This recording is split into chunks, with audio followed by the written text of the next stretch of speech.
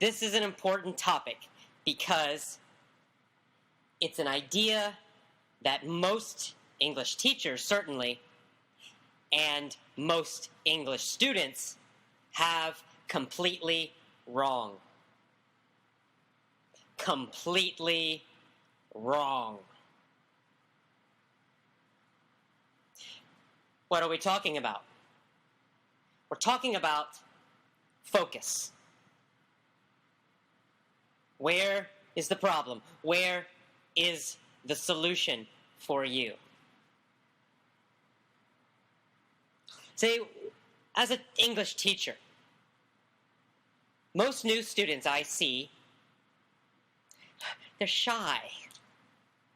They're nervous. They're stressed. They're hesitant when they speak English. When they try to speak English, they feel tight, nervous, and thinking a lot in their head, and worrying about mistakes. And so, of course, their English is very unnatural sounding. That's the problem. Maybe it's your problem. Now, everyone understands that's the problem. Students understand that's the problem. Some teachers understand that's the problem. A lot of teachers have no freaking idea. No idea at all. But we're not going to worry about them. You can't wait for somebody to rescue you. You have to understand the problem and then find a better belief, a better focus, a better solution. The mistake that most people make is they focus on English linguistics. In other words, they focus on the parts of English, the academic analysis of English, grammar rules, for example. One thing I have noticed about students who focus a lot on grammar rules, most of them are very frustrated because they spend so much time focusing on grammar rules, studying, memorizing, re-memorizing grammar rules. Big books of very complicated, difficult English grammar. They study and study and study. And after years of doing this, they still can't speak well. In fact, many times their speaking is worse. So what do many of them do?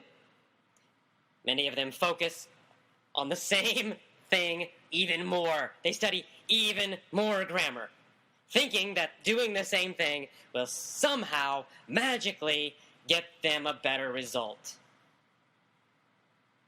And then it doesn't work again, and then they're frustrated. I'm trying so hard, so much effort, so many years of studying, but still cannot speak powerfully, clearly. So they're frustrated.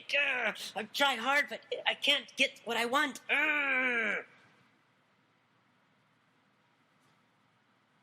Now, a lot of these students, and a lot of my students in general, when I first meet them, they're also quite impatient. They're not patient. Impatient. So they've been using these terrible methods for years. They've been focusing on linguistics, on the parts of the language. They're not even real parts of the language. They're some professor somewhere created these terms, the possessive, the past progressive, modals, all of these things. They're just academic ideas. Native speakers of English, real speakers who are fluent, who learned when they were very young as babies, don't even know these grammar words, these grammar ideas. Don't know them. Ask most Americans. Ask most British people or Canadians what a modal is. They have no idea. Because it's just an imaginary thing created by academics, by professors. It's not real. It doesn't exist.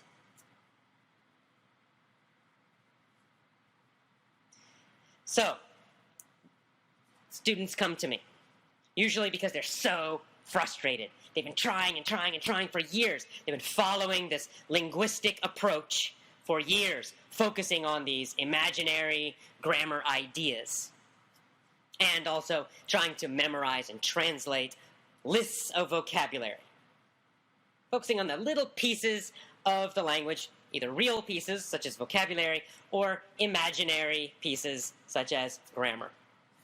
They come to me, and many times I get emails, for example, that say something like, I have the TOEFL test in 2 weeks. 2 weeks. And I need to make progress fast. I started using the effortless English system for 5 days, and I'm not improving fast enough yet. I need to take this test in just a few weeks. Why am I not improving yet? So impatient. They use the old way for 4 years, 5 years, 6 years, 7 years, still can't speak well. Then they start with the effortless English method, and they expect results in 2 weeks to totally change what they did in 7 years, and now they're going to use this in just a week or just 2 months. They think it will change everything. They're so impatient, like, when will I improve? When will I improve? They're always asking this question. So impatient. Because they're focusing, again, on the linguistics. Right? They're just focusing on, how many grammar mistakes they're making. They're still focusing on that stuff. Oh, I made a mistake with my grammar. Oh, when will my grammar be perfect? When? And I still make mistakes with vocabulary. Still, sometimes I can't remember the word I want to use. When am I going to be perfect? So impatient.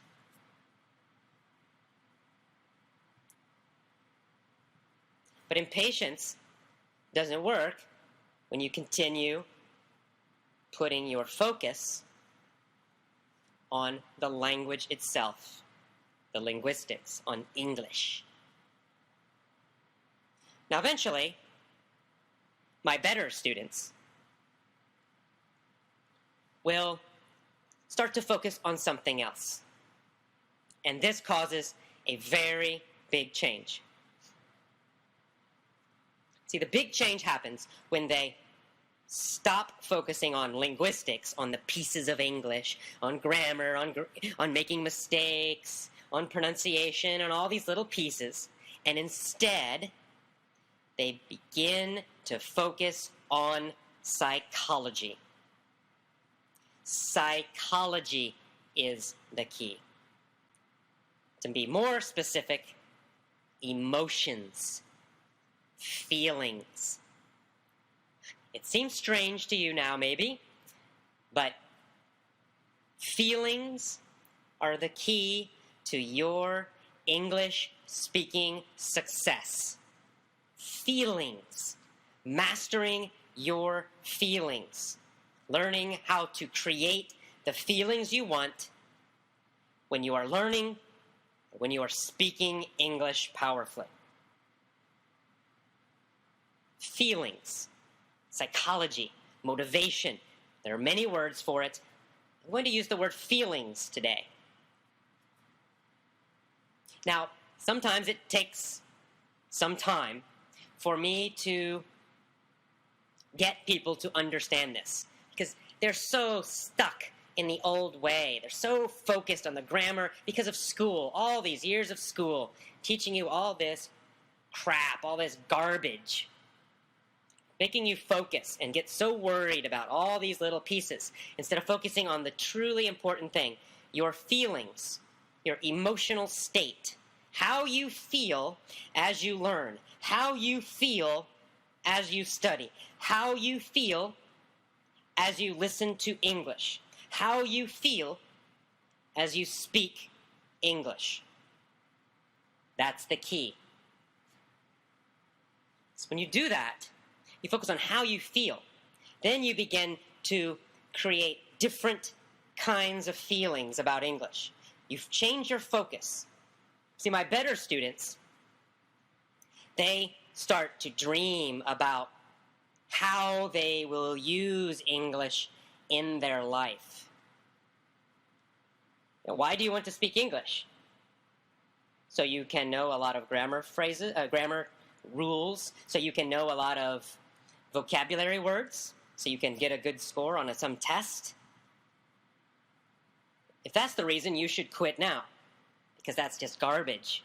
That will not change your life in any way. So what is it you really want?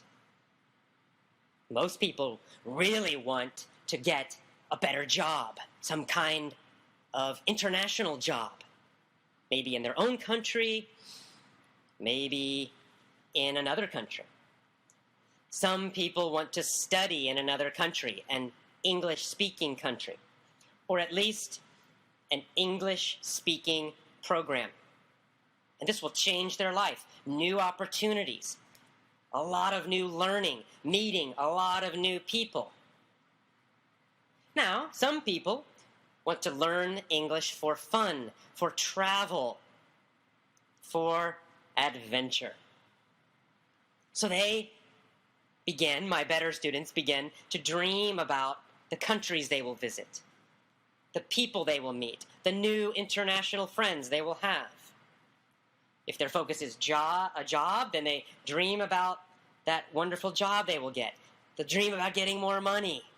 They'll dream about having more fun at work, more interesting work.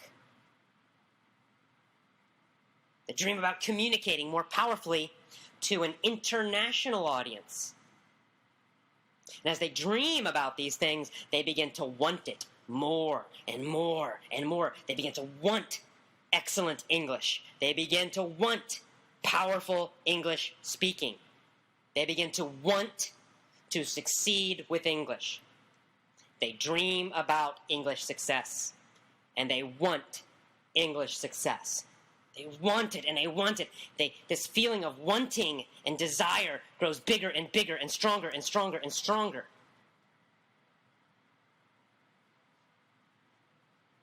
And then my very, very best students do one more thing.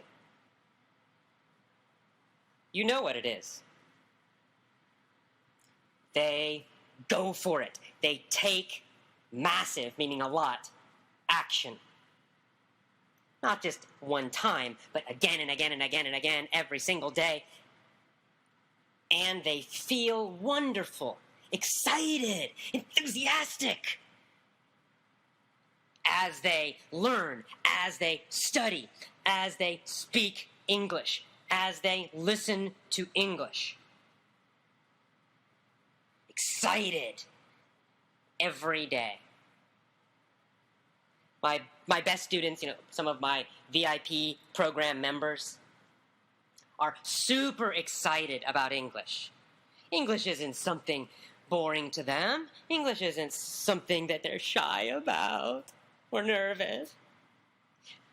They're super excited about English. They're super excited about meeting people in other countries. They're super excited about communicating to people in other countries.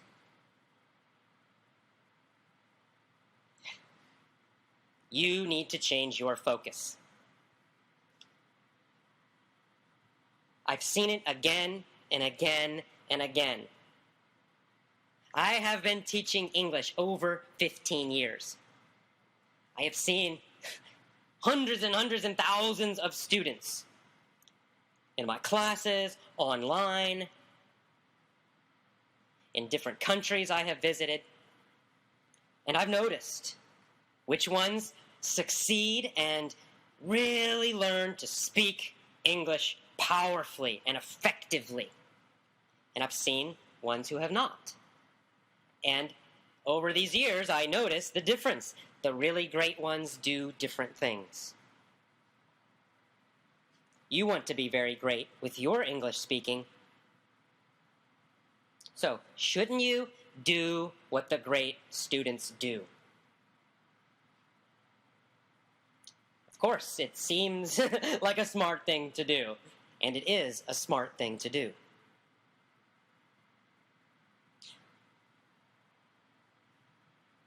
This is a big change for some people, but you know that it's powerful because you just see the results. So what you need to do now is stop focusing on linguistics. Stop focusing on grammar. Stop focusing on vocabulary. Stop focusing on pronunciation. Stop worrying about your mistakes. All of that. Stop it. Change your focus to feelings. Master your feelings, just like my best students. Build a strong, strong desire and want in your mind so that you can dream big about using English to change your life. For you, maybe it's more money. For you, maybe it's a better job. For you, maybe it's study abroad. For you, maybe it's make international friends. For you, maybe it's new travel, new adventures, new information from around the world. Focus on that. And then next, focus on your feelings as you study, as you learn, as you listen to English. When you listen to English, you should feel relaxed. When you listen to English, you should feel happy and excited and interested in the topic. Of course, textbooks are not good because they're freaking boring. They're boring. So listen to things that are interesting to you. Become more curious. Become more interested in what you listen to in English. Because by listening in a relaxed way, by listening and being excited, by listening and being curious, you learn much faster. You improve much faster. The stronger your emotions become as you learn English, the stronger your emotions will be when you speak English. It's connected. How you feel when you learn is how you feel when you speak, when you do it. It's very important, then, to be sure you feel great as you learn English. You should be smiling as you listen to me now. You should be feeling good. If you don't understand every word, it's okay. Relax. If you become stressed and nervous because, I don't understand everything, I missed one word, oh my God. And then you become shy and nervous again. That's crazy. Don't do that. Focus on your psychology. Make your feelings strong and powerful and happy and relaxed every time you listen to English. Choose English lessons that make you feel happy and relaxed and powerful as you learn. Choose English teachers who make you feel happy, feel relaxed, feel powerful as you learn English. Do this, and you will succeed. That's what my best students always do, and they have great, big, incredible success. Build up your desire. Really want this. You don't want to take a test. Nobody wants to take a test. Maybe you have to take a test, but there's a bigger reason, a bigger dream for you and your English. And don't get impatient. You're changing to the effortless English system now. As you change to effortless English, relax and be patient. Your old way, it took a long time, many years. You used bad methods. So, relax. Don't be impatient, patient. Gotta hurry. When am I going to improve? When am I going to improve? Just relax. It will happen. Enjoy your learning. It will happen. I promise you, it will happen. So, enough of this patience. And your frustration. When you get frustrated and angry and upset because you're not learning, or maybe now you feel frustrated because, I used those bad methods for so many years. Now I can't speak well. Just relax. Now you know a better method. So smile. That's a good thing. Now you know a better way. That's a good thing. Relax. Smile. You have an answer now. Use it. So when you feel shy and nervous, oh God, what do I do? I'm going to speak English. You change that by changing how you feel when you listen to English. You change that by practicing feeling strong. Practice feeling relaxed. Practice feeling good with English. Then when you speak, you will gradually, step by step, feel stronger, more relaxed, more excited every time you speak English. Okay, thank you very much. Do your best. Focus on your feelings. Focus on psychology, not on linguistics. You can visit effortlessenglishclub.com for more information. So visit effortlessenglishclub.com to get information about our lessons. You can get information about our lessons, get information about our free email course, read more articles about learning English, and leave a comment. Thank you very much. See you again. Bye-bye.